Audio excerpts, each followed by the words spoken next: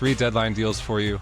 Let's jump right into it. I like Indiana and Dallas swapping Ben Mathurin for Daniel Gafford. This reminds me a lot of the trade we saw with Alex Caruso and Josh Giddey. Indiana has a young player that they just simply don't have room for, not on their cap sheet, not on the court. They need to send him somewhere else. Even if you kept him, because you don't have room for him, you're going to stun his growth anyway. He's going to be pissed off. It's best to just move on from him right now and use him to fill a position of need at center that got vacated when Miles Turner left. However, in this case, you're bringing in a player who's making the kind of money that you do want to pay your center, not $27-30 million to Miles Turner, but $17-18 million to Daniel Gafford for the next 3 seasons. The price is right there for the Indiana Pacers. As for the other direction, Ben Mathurin is the most ideal prospect that the Dallas Mavericks could ask for. They want to rebuild around Cooper Flagg, but they want to compete right away because they have Kyrie Irving and Anthony Davis under contract. We'll see how long Anthony Davis is on this team. But I think that they're not looking to just blow things up completely. They built out a veteran roster and they want to take advantage of that. So acquiring a guy like Ben Mathurin to be a long-term piece next to Cooper Flagg, but also can contribute to winning right now, is the perfect setup for them. And so I think that they're going to find a way to make this work. I think that Ben Mathurin is a higher value asset than Daniel Gafford. It's kind of close, but Mathurin is the higher value asset. So you need to send something else Indiana's way. I think Brandon Williams would do. If I'm Indiana, I'd love adding a young point guard behind McConnell in case McConnell starts to fall off a bit. He's hitting his mid-30s. You could also expand the deal and include Jarris Walker on the Indiana side and Najee Marshall on the Dallas side, something like that. But the core of this trade being Mathurin for Gafford is an excellent trade for both sides and sets up both nicely for what they want to be doing in the next 3 years. This next deal should come as no surprise. We've seen it on several platforms predicting that this might happen. Zubac to the Boston Celtics. Why should Boston do this? Zubac is the perfect fit for Boston, both on paper and on the court. Like Gafford, he makes in the $17-20 million range in his late 20s. He is a stalwart there at center for them for the next several seasons to align with their big three of Jaylen Brown, Jason Tatum, and Derek White. Same timeline.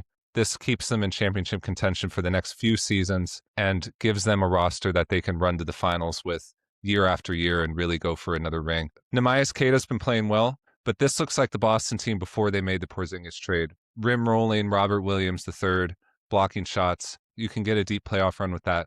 What really unlocked the team was grabbing an offensive weapon at the 5 to complement their perimeter stars. And I think that that's what they need to do here with Zubac, who the Clippers, over to their side, they should be willing to let him go because with or without Zubac, you're the same team, in my opinion. A team that, at best, is going to lose in the first round. This is not the team that we saw last year that pushed Denver to 7 games, and I don't think we're going to see that team for the next couple of seasons either. I think they're a play-in, lower end of the playoffs, lose to one of the top seeds kind of team for the next couple of seasons, which is all that they could hope for in the meantime because they don't have their picks to rebuild with. So what do?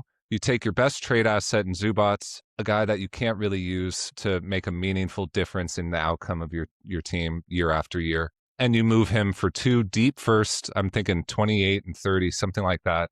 That's really going to jumpstart your rebuild once it comes time to do that. You'll have all your picks plus a couple of Boston picks. So what's the trade? I like Zubac for Simons and 2 firsts being the core of this deal. There's a lot of iterations on that, but my favorite is Derek Jones Jr. being included on the Clippers side. I think Boston's in a position where they could press the Clippers for that because other than Indiana, I don't know who's bidding for Zubac. And I also think that these days teams are holding on to those first-round picks with a death grip. I don't think Derek Jones Jr. is netting you a first-round pick anymore. Maybe a couple years ago, but not anymore.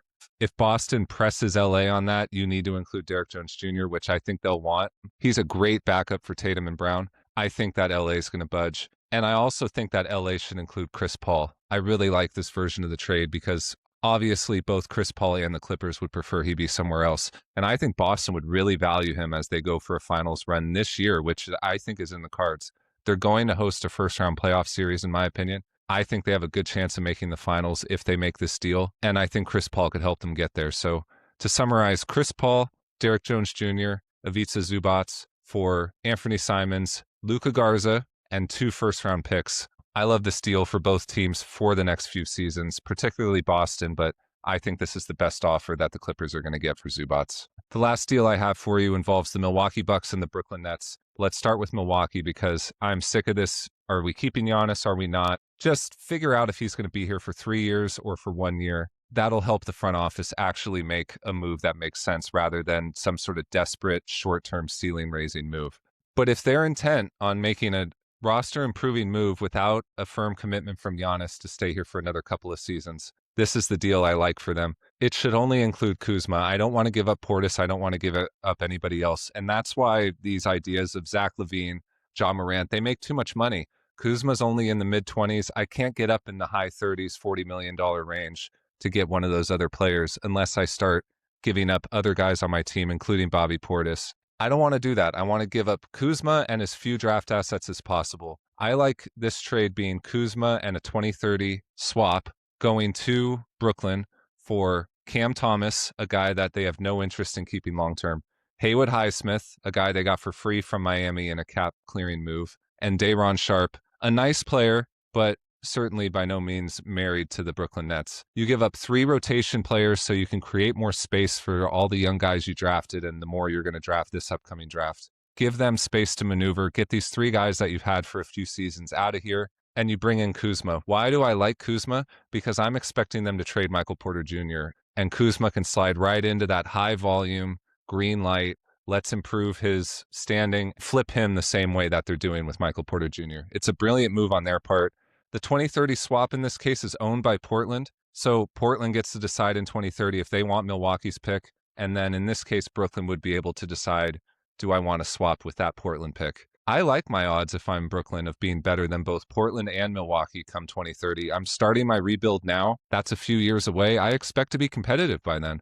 So I'm interested in this 2030 swap. You could end up swapping your 25th overall pick, something like that, for a lottery pick if Portland's not a playoff team at that time. I like it for them, and it's a good use out of these players that they have no use for anyway. But if I'm Milwaukee, these players represent some upside. I can give the ball to Cam Thomas and let him be a 20, 25 point per game scorer. Day'Ron Sharpe is a nice complement to Miles Turner at the center position. Haywood Highsmith can be a starting 3 for you as a 3-and-D guy that you don't already have on your roster other than Taurean Prince, but he's getting up there. Haywood Highsmith is a nice piece. This is a way to inject some youth and some upside into a roster that really has no optionality. I think this is the kind of measured, smart move that Milwaukee can make if they want to do both things at once. We want to build around Giannis, but not extend ourselves too far to the point that 5 years from now we still can't rebuild. That's out of the question for me. That's why Milwaukee should do this move as opposed to one of these depreciated big swings. They already did that with Miles Turner. It's not working too well. Just take a breath and make a solid conservative move if you're Milwaukee.